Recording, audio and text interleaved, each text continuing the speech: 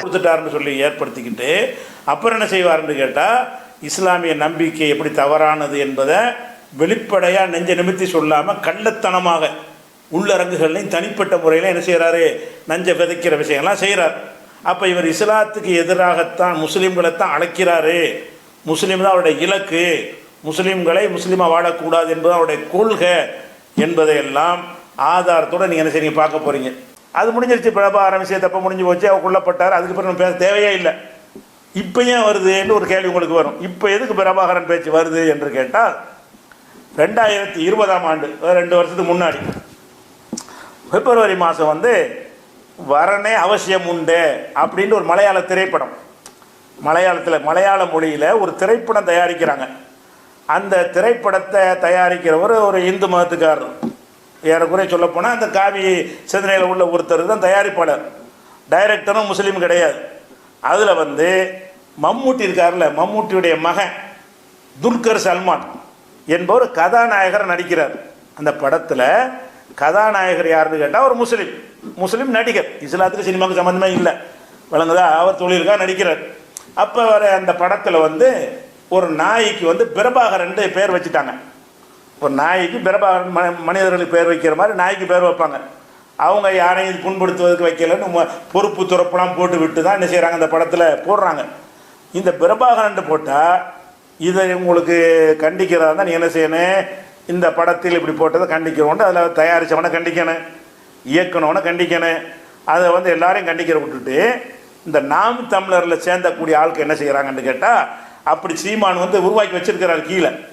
அதுக்குரிய ஆதாரத்தை நான் அள்ளி போடுவேன். முஸ்லீமுக்கு எதிராக எப்படிப்பட்ட நச்சு கருத்துக்களை எல்லாம் முஸ்லீம் அல்லாதவர்களை தனி டீமாக வச்சுருப்பார்.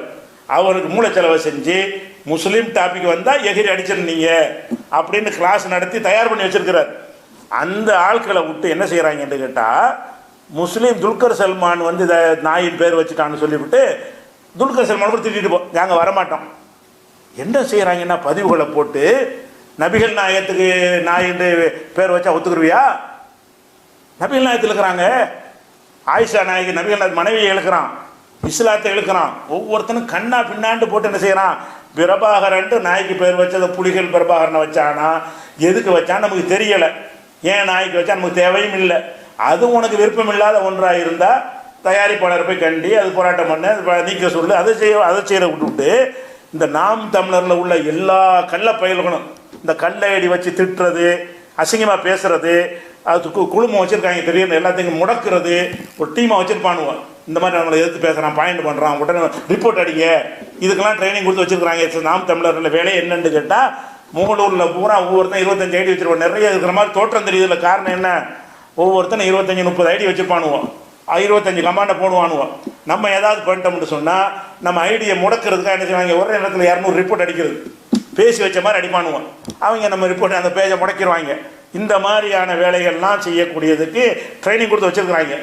இந்த குரூப் என்ன செய்யுதுன்னு கேட்டால், இந்த ஒரு படத்தில் ஒரு நாய்க்கு பிரபாகரன் பேர் வச்சதுக்காக வேண்டி இஸ்லாத்தையும் இழுக்கிற அந்த படத்தை இஸ்லாம் எடுத்துச்சு. இஸ்லாம் இந்த திரைப்படங்களை ஆதரிக்கவாது செய்யுதா?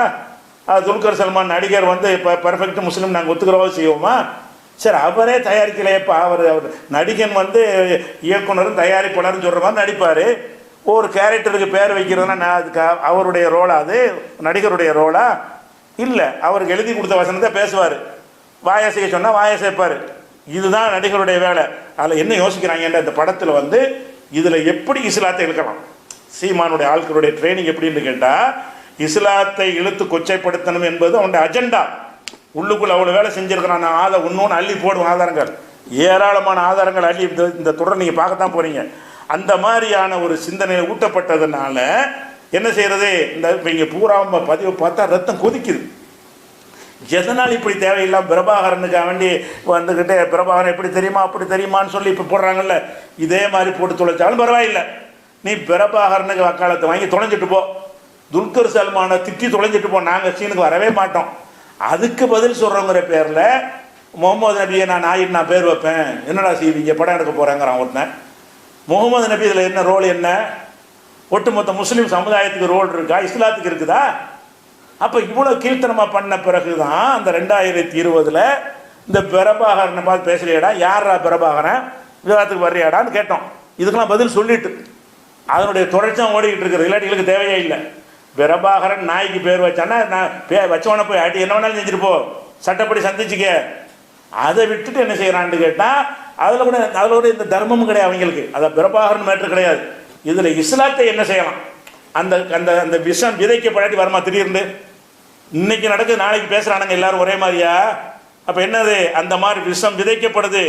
முஸ்லீம் கிறிஸ்தவர் தனி பார்ட்டியாக வச்சுக்கிறவாங்க, இந்துக்களை தனியாக வச்சுக்கிறவாங்க. நாம் தமிழரில் இவங்க தனியாக கூப்பிட்டு இந்த மாதிரி இருக்குது, அவங்களுக்கு கணக்கில் எடுத்துக்கூடாது, கள்ளப்பயிலும் முஸ்லீம்லாம் இன்னும் நடிச்சுக்கிட்டு தான் இருக்கணும் அப்படின்லாம் கிளாஸ் நடத்திருக்கிறாங்க. அதுக்கு ஆதாரம் நான் போடுவேன்.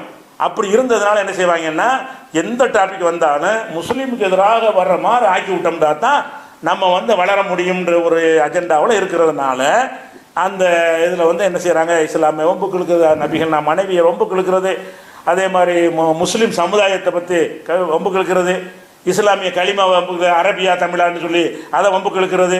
ஏன்டா அரபு நாட்டு கைக்கூலிகளா எங்கடா விளையாடுறீங்க, நாங்களாம் அரபு நாட்டு கைக்கூலியா? இதெல்லாம் போட்டோம் யாரு?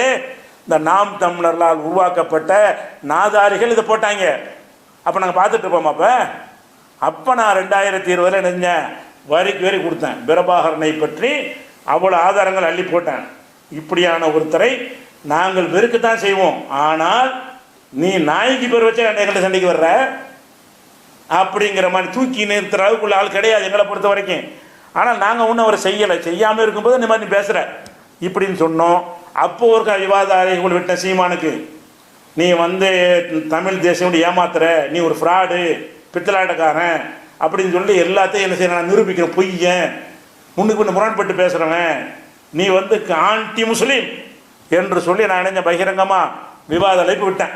அந்த தொடரில் தான் இந்த பிரபாகரன் டாப்பிக்கும் ஓடியாருதே தவிர எடுக்க வேண்டி வந்துச்சே தவிர, இல்லாட்டி அவர் கொல்லப்பட்ட பிறகு அது வரைக்கும் பேசினதே கிடையாது.